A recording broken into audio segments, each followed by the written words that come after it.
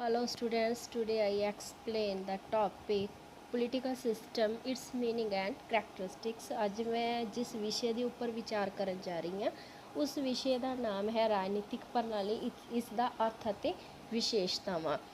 ਸਭ ਤੋਂ ਪਹਿਲਾਂ ਅਸੀਂ ਗੱਲ ਕਰੀਏ ਕਿ ਜੋ ਇੱਕ ਰਾਜਨੀਤਿਕ ਪ੍ਰਣਾਲੀ ਹੈ ਸ਼ਬਦ ਹੈ, ਇਸ ਦੀ ਵਰਤੋਂ ਸਭ ਤੋਂ ਪਹਿਲਾਂ ਕਿਸ ਦੇ ਦੁਆਰਾ ਕੀਤੀ ਗਈ ਤਾਂ ਰਾਜਨੀਤਿਕ ਪ੍ਰਣਾਲੀ ਸ਼ਬਦ ਦੀ ਵਰਤੋਂ ਹੈ ਜੋ ਅਮਰੀਕਾ ਦੇ ਪ੍ਰਸਿੱਧ ਵਿਦਵਾਨ ਡੇਵਿਡ ਈਸਟਨ ਦੇ ਦੁਆਰਾ ਆਪਣੀ ਇੱਕ ਕਿਤਾਬ ਦੇ ਵਿੱਚ ਕੀਤੀ ਗਈ, ਜਿਸ ਕਿਤਾਬ ਦਾ ਨਾਮ ਸੀ ਦਾ ਪੋਲੀਟੀਕਲ ਸਿਸਟਮ।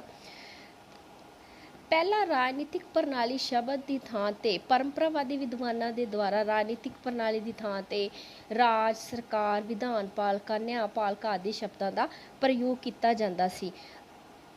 ਪਰੰਤੂ ਰਾਜਨੀਤੀ ਸ਼ਾਸਤਰ ਦੇ ਜੋ ਆਧੁਨਿਕ ਵਿਦਵਾਨ ਸਨ, ਉਹਨਾਂ ਦੁਆਰਾ ਰਾਜ, ਸਰਕਾਰ ਅਤੇ ਪਰੰਪਰਾਗਤ ਸ਼ਬਦਾਂ ਦੀ ਜਗ੍ਹਾ ਦੇ ਉੱਤੇ ਰਾਜਨੀਤਿਕ ਪ੍ਰਣਾਲੀ ਦੇ ਸ਼ਬਦ ਦਾ ਪ੍ਰਯੋਗ ਕਰਨਾ ਵਧੇਰੇ ਉਚਿਤ ਮੰਨਿਆ ਗਿਆ। ਉਹਨਾਂ ਦਾ ਵਿਚਾਰ ਹੈ ਕਿ ਜੋ ਰਾਜਨੀਤਿਕ ਪ੍ਰਣਾਲੀ ਹੈ ਇੱਕ ਬਹੁਤ ਹੀ ਜ਼ਿਆਦਾ ਵਿਸ਼ਾਲ ਧਾਰਨਾ ਹੈ। ਤਾਂ ਰਾਜਨੀਤਿਕ ਪ੍ਰਣਾਲੀ ਸ਼ਬਦ ਦੀ ਜੋ ਵਰਤੋਂ ਹੈ ਸਭ ਤੋਂ ਪਹਿਲਾਂ ਜੋ ਉਸ ਦੀ ਜੋ ਵਰਤੇ ਹੈ ਅਮਰੀਕਾ ਦੇ ਇੱਕ ਵਿਦਵਾਨ ਡੇਵਿਡ ਈਸਟਨ ਦੇ ਦੁਆਰਾ ਕੀਤੀ ਗਈ। ਅੱਗੇ ਅਸੀਂ ਗੱਲ ਕਰਾਂਗੇ ਕਿ ਰਾਜਨੀਤਿਕ ਪ੍ਰਣਾਲੀ ਦੇ ਕੀ ਅਰਥ ਹਨ। ਰਾਜਨੀਤਿਕ ਪ੍ਰਣਾਲੀ ਸ਼ਬਦ ਹੈ ਉਹ ਦੋ ਸ਼ਬਦਾਂ ਦੇ ਮੇਲ ਤੋਂ ਮਿਲ ਕੇ ਬਣਿਆ ਹੈ, ਰਾਜਨੀਤੀ ਅਤੇ ਪ੍ਰਣਾਲੀ। ਸੋ ਸਾਨੂੰ ਰਾਜਨੀਤਿਕ ਪ੍ਰਣਾਲੀ ਦੇ ਅਰਥਾਂ ਨੂੰ ਚੰਗੀ ਤਰ੍ਹਾਂ ਜਾਣਨ ਦੇ ਲਈ ਇਹਨਾਂ ਦੋਵਾਂ ਸ਼ਬਦਾਂ ਨੂੰ ਅਲੱਗ-ਅਲੱਗ ਕਰਕੇ ਪੜ੍ਹਨਾ ਹੋਵੇਗਾ। ਸਭ ਤੋਂ ਪਹਿਲਾਂ ਮੈਂ ਗੱਲ ਕਰਾਂਗੀ ਕਿ ਰਾਜਨੀਤਿਕ ਸ਼ਬਦ ਦੇ ਅਰਥ ਕੀ ਹਨ। ਰਾਜਨੀਤਿਕ ਸ਼ਬਦ ਦਾ ਜੋ ਅਰਥ ਹੈ ਉਹ ਹੈ ਸ਼ਕਤੀ ਅਤੇ ਸੱਤਾ ਦਾ ਹੋਣਾ। ਤਾਂ ਰਾਜਨੀਤਿਕ ਸ਼ਬਦ ਜੋ ਪੂਰਨ ਰੂਪ ਵਿੱਚ ਕਿਸ ਦਾ ਪ੍ਰਤੀਕ ਹੈ? ਸ਼ਕਤੀ ਅਤੇ ਸੱਤਾ ਦਾ ਪ੍ਰਤੀਕ ਹੈ। ਜੋ ਪ੍ਰਸਿੱਧ ਯੂਨਾਨ ਦਾ ਇੱਕ ਵਿਦਵਾਨ ਹੈ ਅਰਸਤੂ, ਉਸ ਦੇ ਅਨੁਸਾਰ ਹੈ ਜੋ ਰਾਜਨੀਤਿਕ ਜੋ ਸ਼ਬਦ ਹੈ ਉਸ ਦੇ ਅਰਥ ਹਨ ਰਾਜਨੀਤਿਕ ਸੰਘ, ਅਤੀ ਪ੍ਰਭੂ ਸੱਤਾ ਸੰਪੰਨ ਅਤੇ ਸਰਵ ਸੰਮਿਲਿਤ ਸੰਘ। ਤਾਂ ਅਰਸਤੂ ਦੇ ਅਨੁਸਾਰ ਰਾਜਨੀਤਿਕ ਸੰਘ ਕੋਲ ਸਰਵਉੱਚ ਸ਼ਕਤੀ ਹੁੰਦੀ ਹੈ ਜਿਹੜੀ ਕਿ ਇਸ ਨੂੰ ਬਾਕੀ ਸੰਘਾਂ ਦੇ ਨਾਲੋਂ ਭਿੰਨ ਕਰਦੀ ਹੈ। ਰਾਜਨੀਤਿਕ ਦਾ ਸੰਬੰਧ ਸ਼ਕਤੀ ਅਤੇ ਸ਼ਾਸਨ ਦੇ ਨਾਲ ਹੁੰਦਾ ਹੈ। ਜਿਸ ਸੰਗਠਨ ਦੇ ਕੋਲੇ ਗੁਣ ਹੁੰਦਾ ਹੈ ਉਹ ਰਾਜਨੀਤਿਕ ਹੋਣ ਦਾ ਦਾਅਵਾ ਕਰ ਸਕਦਾ ਹੈ। ਤਾਂ ਸਮੁੱਚੇ ਤੌਰ ਤੇ ਰਾਜਨੀਤਿਕ ਇੱਕ ਜਿਸ ਸ਼ਕਤੀ ਅਤੇ ਸੱਤਾ ਦਾ ਪ੍ਰਤੀਕ ਹੈ। ਇਸ ਤੋਂ ਬਾਅਦ ਜੇਕਰ ਅਸੀਂ ਪ੍ਰਣਾਲੀ ਸ਼ਬਦਾਂ ਦੇ ਅਰਥਾਂ ਦੀ ਗੱਲ ਕਰੀਏ ਤਾਂ ਪ੍ਰਣਾਲੀ ਸ਼ਬਦ ਦੇ ਜੋ ਅਰਥ ਹਨ ਉਹਨਾਂ ਦੇ ਬਾਰੇ ਦੇ ਵਿੱਚ ਵਿਆਖਿਆ ਕਰਦੇ ਹੋਏ ਆਲਮੰਡ ਅਤੇ ਪਾਵਲ ਨੇ ਲਿਖਿਆ ਹੈ ਕਿ ਪ੍ਰਣਾਲੀ ਤੋਂ ਭਾਵ ਭਾਗਾਂ ਦੀ ਆਪਸੀ ਨਿਰਭਰਤਾ ਅਤੇ ਇਸ ਦੇ ਵਾਤਾਵਰਣ ਵਿਚਕਾਰ ਕਿਸੇ ਪ੍ਰਕਾਰ ਦੀ ਸੀਮਾ ਦੀ ਹੋਂਦ ਹੈ। ਭਾਵ ਜੋ ਪ੍ਰਣਾਲੀ ਹੈ ਇੱਕ ਪੂਰਨ ਇਕਾਈ ਹੈ ਜਿਹੜੀ ਅਨੇਕਾਂ ਭਾਗਾਂ ਦੇ ਮਿਲਣ ਨਾਲ ਬਣਦੀ ਹੈ। ਉਦਾਹਰਨ ਦੇ ਤੌਰ ਤੇ ਮਨੁੱਖੀ ਸਰੀਰ ਇੱਕ ਪ੍ਰਣਾਲੀ ਹੈ ਤੇ ਜਿਸ ਦੇ ਵੱਖ-ਵੱਖ ਅੰਗ ਇੱਕ ਦੂਜੇ ਤੇ ਨਿਰਭਰ ਹਨ ਅਤੇ ਨਾਲ-ਨਾਲ ਇੱਕ ਦੂਜੇ ਨੂੰ ਪ੍ਰਭਾਵਿਤ ਵੀ ਕਰਦੇ ਹਨ। ਪ੍ਰਣਾਲੀ ਵੱਖ-ਵੱਖ ਅੰਗਾਂ ਜਾਂ ਭਾਗਾਂ ਦੇ ਜੋੜ ਤੋਂ ਬਣਦੀ ਹੈ। ਤਾਂ ਰਾਜਨੀਤਿਕ ਪ੍ਰਣਾਲੀ ਦੇ ਜੇਕਰ ਅਸੀਂ ਦੋਵਾਂ ਸ਼ਬਦਾਂ ਨੂੰ ਜੋੜ ਕੇ ਇਸ ਦੇ ਅਰਥ ਦੇਖੀਏ ਤਾਂ ਬਣਦੇ ਹਨ ਕਿ ਜੇਕਰ ਕਿਸੇ ਵੀ ਸੰਗਠਨ ਦੇ ਹੁਕਮ ਦੀ ਪਾਲਣਾ ਸੱਤਾ ਅਤੇ ਸ਼ਕਤੀ ਦੇ ਡਰ ਦੇ ਕਰਕੇ ਕੀਤੀ ਜਾਂਦੀ ਹਨ ਤਾਂ ਇਹ ਜਿਹੇ ਸੰਗਠਨ ਨੂੰ ਰਾਜਨੀਤਿਕ ਪ੍ਰਣਾਲੀ ਦਾ ਨਾਂ ਅਸੀਂ ਦੇ ਸਕਦੇ ਹਾਂ। ਡੈਫੀਨੇਸ਼ਨਸ ਆਫ ਪੋਲੀਟੀਕਲ ਸਿਸਟਮ, ਰਾਜਨੀਤਿਕ ਪ੍ਰਣਾਲੀ ਦੀ ਕੀ ਪਰਿਭਾਸ਼ਾ ਹੈ। ਰਾਬਰਟ ਏ ਡਾਹਲ ਦੇ ਅਨੁਸਾਰ ਰਾਜਨੀਤਿਕ ਪ੍ਰਣਾਲੀ ਮਨੁੱਖੀ ਸੰਬੰਧਾਂ ਦਾ ਸਥਾਈ ਨਮੂਨਾ ਹੈ ਜਿਸ ਵਿੱਚ ਕਾਫੀ ਮਾਤਰਾ ਦੇ ਵਿੱਚ ਸ਼ਕਤੀ, ਸ਼ਾਸਨ ਅਤੇ ਸੱਤਾ ਸ਼ਾਮਿਲ ਹੈ। ਜੇਕਰ ਅਸੀਂ ਵਿਚਾਰ ਕਰੀਏ ਤਾਂ ਰਾਜਨੀਤਿਕ ਪ੍ਰਣਾਲੀ ਦਾ ਜੋ ਅਰਥ ਹੈ ਕਿ ਰਾਜਨੀਤਿਕ ਪ੍ਰਣਾਲੀ ਅੰਤਰ ਕਿਰਿਆਵਾਂ ਅਤੇ ਸੰਰਚਨਾਵਾਂ ਦਾ ਇੱਕ ਅਜਿਹਾ ਸਮੂਹ ਹੈ ਜਿਸ ਦਾ ਸਰੀਰਕ ਦਬਾਅ ਪਾਉਣ ਵਾਲੀ ਸ਼ਕਤੀ ਤੇ ਅੰਤਮ ਕੰਟਰੋਲ ਹੁੰਦਾ ਹੈ ਅਤੇ ਇਸ ਦੁਆਰਾ ਲਏ ਗਏ ਫੈਸਲਿਆਂ ਪਿੱਛੇ ਕਾਨੂੰਨੀ ਸ਼ਕਤੀ ਹੁੰਦੀ ਹੈ। ਅੱਗੇ ਅਸੀਂ ਗੱਲ ਕਰਾਂਗੇ ਕਿ ਰਾਜਨੀਤਿਕ ਪ੍ਰਣਾਲੀ ਦੀਆਂ ਮੁੱਖ ਵਿਸ਼ੇਸ਼ਤਾਵਾਂ ਕਿਹੜੀਆਂ-ਕਿਹੜੀਆਂ ਹਨ। ਮਨੁੱਖੀ ਸੰਬੰਧਾਂ ਦਾ ਸਥਾਈ ਨਮੂਨਾ। ਰਾਜਨੀਤਿਕ ਪ੍ਰਣਾਲੀ ਮਨੁੱਖੀ ਸੰਬੰਧਾਂ ਦਾ ਜੋ ਹੈ ਸਥਾਈ ਨਮੂਨਾ ਹੈ। ਰਾਜਨੀਤਿਕ ਪ੍ਰਣਾਲੀ ਦੇ ਖੇਤਰ ਵਿੱਚ ਕੇਵਲ ਉਹ ਸੰਬੰਧ ਹੀ ਸ਼ਾਮਿਲ ਕੀਤੇ ਜਾਂਦੇ ਹਨ ਜੋ ਪ੍ਰਤੱਖ ਜਾਂ ਅਪਰਤੱਖ ਰੂਪ ਵਿੱਚ ਰਾਜਨੀਤਿਕ ਪ੍ਰਣਾਲੀ ਦੀ ਕਾਰਜਸ਼ੀਲਤਾ ਨੂੰ ਪ੍ਰਭਾਵਿਤ ਕਰਦੇ ਹਨ ਅਤੇ ਸ਼ਕਤੀ, ਸੱਤਾ ਅਤੇ ਪ੍ਰਭਾਵ ਇਹਨਾਂ ਸੰਬੰਧਾਂ ਦੇ ਆਧਾਰ ਤੇ ਹੀ ਹੁੰਦੇ ਹਨ। ਇਸ ਤਰ੍ਹਾਂ ਅਸੀਂ ਕਹਿ ਸਕਦੇ ਹਾਂ ਕਿ ਰਾਜਨੀਤਿਕ ਪ੍ਰਣਾਲੀ ਦੀ ਜੋ ਸਭ ਤੋਂ ਵੱਡੀ ਵਿਸ਼ੇਸ਼ਤਾ ਹੈ ਕਿ ਮਨੁੱਖੀ ਸੰਬੰਧਾਂ ਦਾ ਉਹ ਇੱਕ ਸਥਾਈ ਨਮੂਨਾ ਹੈ। ਉੱਚਤਾਪੂਰਨ ਜਬਰੀ ਸ਼ਕਤੀ ਦਾ ਪ੍ਰਯੋਗ ਰਾਜਨੀਤਿਕ ਪ੍ਰਣਾਲੀ ਦੇ ਵਿੱਚ ਪੂਰਨ ਰੂਪ ਦੇ ਵਿੱਚ ਜਬਰਨ ਸ਼ਕਤੀ ਦੇ ਸੱਤਾ ਦਾ ਪ੍ਰਯੋਗ ਕੀਤਾ ਜਾਂਦਾ ਹੈ। ਹਰ ਰਾਜਨੀਤਿਕ ਪ੍ਰਣਾਲੀ ਕੋਲ ਦਬਾਅ ਪਾਉਣ ਵਾਲੀ, ਆਪਣੀ ਇੱਛਾ ਨੂੰ ਮਨਵਾਉਣ ਵਾਲੀ ਇੱਕ ਜਬਰੀ ਸ਼ਕਤੀ ਹੁੰਦੀ ਹੈ ਅਤੇ ਰਾਜਨੀਤਿਕ ਪ੍ਰਣਾਲੀ ਦੀ ਇੱਕ ਵਿਸ਼ੇਸ਼ਤਾ ਹੈ ਅਤੇ ਇਸ ਨੂੰ ਸਮਾਜਿਕ ਅਤੇ ਆਰਥਿਕ ਪ੍ਰਣਾਲੀਆਂ ਨਾਲੋਂ ਜੋ ਭਿੰਨ ਕਰਦੀ ਹੈ ਤੇ ਬਾਕੀ ਸਾਰੀਆਂ ਪ੍ਰਣਾਲੀਆਂ ਉੱਤੇ ਸਰਵਉੱਚਤਾ ਅਤੇ ਸ਼੍ਰੇਸ਼ਟਤਾ ਪ੍ਰਦਾਨ ਕਰਦੀ ਹਨ। ਆਪਣੇ ਇਸ ਗੁਣ ਦੇ ਕਾਰਨ ਹੀ ਰਾਜਨੀਤਿਕ ਪ੍ਰਣਾਲੀ ਬਾਕੀ ਸੰਗਠਨਾਂ ਨੂੰ ਹੁਕਮ ਦਿੰਦੀ ਹੈ ਜਿਹੜੇ ਕਿ ਉਹਨਾਂ ਲਈ ਬੰਧਨਕਾਰੀ ਹੁੰਦੇ ਹਨ ਤੇ ਹੁਕਮ ਨਾ ਮੰਨਣ ਤੇ ਉਹਨਾਂ ਨੂੰ ਘੋਰ ਹਾਨੀਆਂ ਦਾ ਸਾਹਮਣਾ ਕਰਨਾ ਪੈਂਦਾ ਹੈ। ਇਸ ਤਰ੍ਹਾਂ ਅਸੀਂ ਕਹਿ ਸਕਦੇ ਹਾਂ ਕਿ ਰਾਜਨੀਤਿਕ ਪ੍ਰਣਾਲੀ ਦੀ ਜੋ ਅਗਲੀ ਮਹੱਤਵਪੂਰਨ ਵਿਸ਼ੇਸ਼ਤਾ ਹੈ ਕਿ ਇੱਕ ਉੱਚਤਾਪੂਰਨ ਜਬਰੀ ਜੋ ਸ਼ਕਤੀ ਦਾ ਪ੍ਰਯੋਗ ਇਸ ਵਿੱਚ ਕੀਤਾ ਜਾਂਦਾ ਹੈ।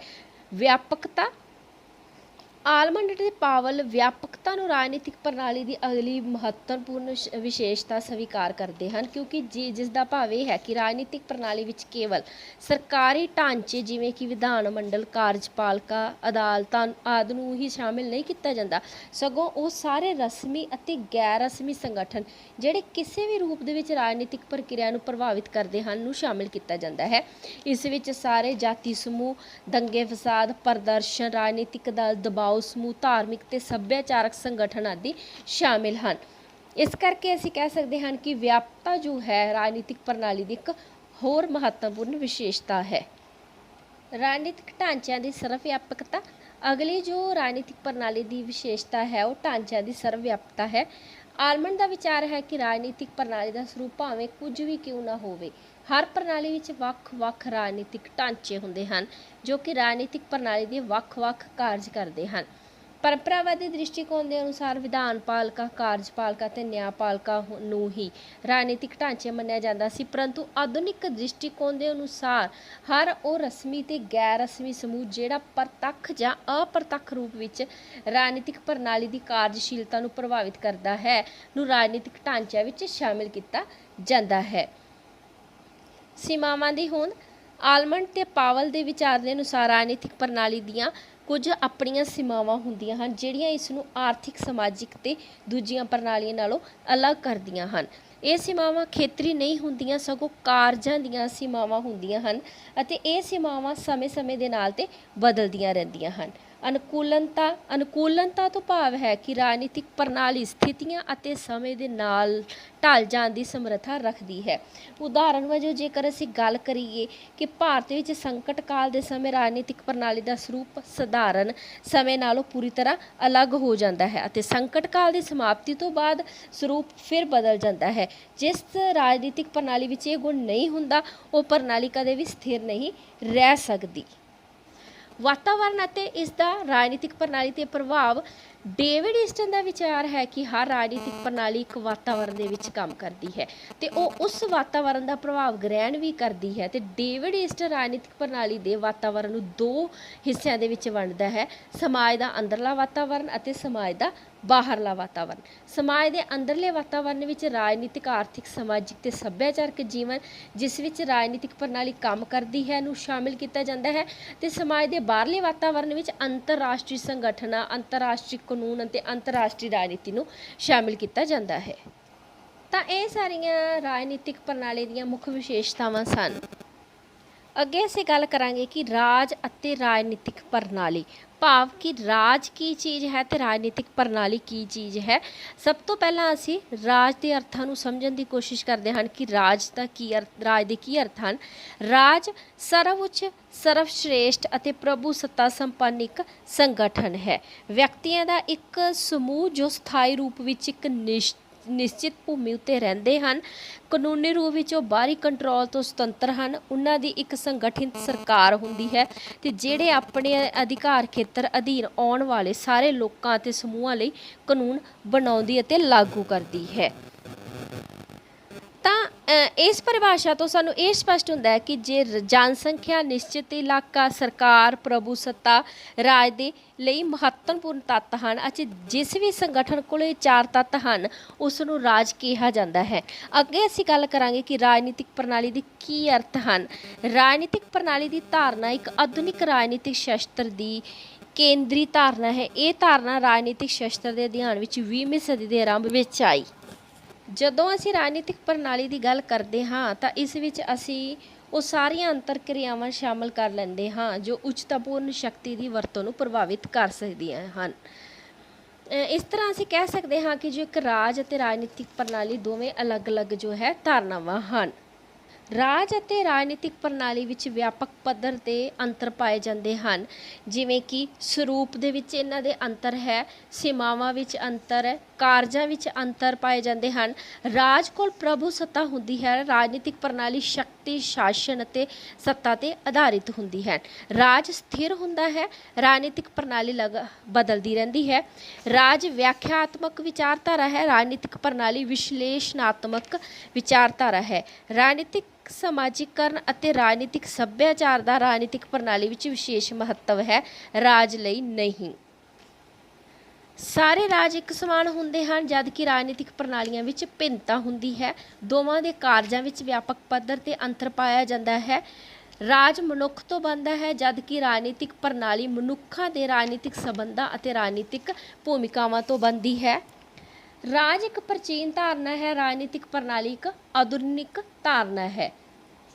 ਤਾਂ ਇਸ ਤਰ੍ਹਾਂ ਅਸੀਂ ਕਹਿ ਸਕਦੇ ਹਾਂ ਕਿ ਜੋ ਰਾਜ ਇੱਕ ਸੌੜੀ ਧਾਰਨਾ ਹੈ, ਜਿਸ ਦੇ ਮੁਕਾਬਲੇ ਵਿੱਚ ਰਾਜਨੀਤਿਕ ਪ੍ਰਣਾਲੀ ਇੱਕ ਵਿਆਪਕ ਧਾਰਨਾ ਹੈ ਅਤੇ ਜਿਸ ਦੇ ਹੋਂਦ ਵਿੱਚ ਆਉਣ ਨਾਲ ਰਾਜਨੀਤੀ ਸ਼ਾਸਤਰ ਦੇ ਵਿਸ਼ਾ ਵਸਤੂ ਵਿੱਚ ਮਹਾਨ ਪਰਿਵਰਤਨ ਆਇਆ ਹੈ ਅਤੇ ਇਹ ਧਾਰਨਾ ਦਿਨ ਪ੍ਰਤੀ ਦਿਨ ਵਧੇਰੇ ਹਰਮਨ ਪਿਆਰੀ ਹੁੰਦੀ ਜਾ ਰਹੀ ਹੈ। ਰਾਜ ਦੀ ਪ੍ਰਮੁੱਖ ਵਿਸ਼ੇਸ਼ਤਾ ਇਸ ਦੀ ਪ੍ਰਭੂ ਸੱਤਾ ਹੈ, ਜੋ ਇਸ ਨੂੰ ਬਾਕੀ ਸੰਗਠਨਾਂ ਤੋਂ ਵੱਖ ਕਰਦੀ ਹੈ ਅਤੇ ਰਾਜ ਨੂੰ ਸਰਵ ਉੱਚਤਾ ਪ੍ਰਦਾਨ ਕਰਦੀ ਹੈ, ਜਦਕਿ ਰਾਜਨੀਤਿਕ ਪ੍ਰਣਾਲੀ ਦੀ ਪ੍ਰਮੁੱਖ ਵਿਸ਼ੇਸ਼ਤਾ ਉੱਚਤਾਪੂਰਨ ਸਰੀਰਕ ਦਬਾਅ ਪਾਉਣ ਵਾਲੀ ਸ਼ਕਤੀ ਹੈ ਅਤੇ ਜਿਸ ਦੇ ਪ੍ਰਯੋਗ ਨਾਲ ਰਾਜਨੀਤਿਕ ਪ੍ਰਣਾਲੀ ਲੋਕਾਂ ਕੋਲੋਂ ਆਪਣੇ ਹੁਕਮਾਂ ਦੀ ਪਾਲਣਾ ਕਰਵਾਉਂਦੀ ਹੈ। ਇਸ ਤਰ੍ਹਾਂ ਅਸੀਂ ਅੱਜ ਜੋ ਹੈ ਰਾਜਨੀਤਿਕ ਪ੍ਰਣਾਲੀ ਦੇ ਬਾਰੇ ਦੇ ਵਿੱਚ ਵਿਚਾਰ ਕੀਤੀ ਕਿ ਰਾਜਨੀਤਿਕ ਪ੍ਰਣਾਲੀ ਦੇ ਕੀ ਅਰਥ ਹਨ ਅਤੇ ਰਾਜਨੀਤਿਕ ਪ੍ਰਣਾਲੀ ਦੇ ਜੋ ਸ਼ਬਦ ਹੈ ਇਹਨਾਂ ਦੇ ਕੀ ਅਰਥ ਹਨ ਅਤੇ ਰਾਜਨੀਤਿਕ ਪ੍ਰਣਾਲੀ ਦੀਆਂ ਕੀ ਵਿਸ਼ੇਸ਼ਤਾਵਾਂ ਹਨ। ਰਾਜ ਅਤੇ ਰਾਜਨੀਤਿਕ ਪ੍ਰਣਾਲੀ ਵਿੱਚ ਵਿਆਪਕ ਪੱਧਰ 'ਤੇ ਕੀ ਅੰਤਰ ਪਾਏ ਜਾਂਦੇ ਹਨ। Thanks, have a nice day.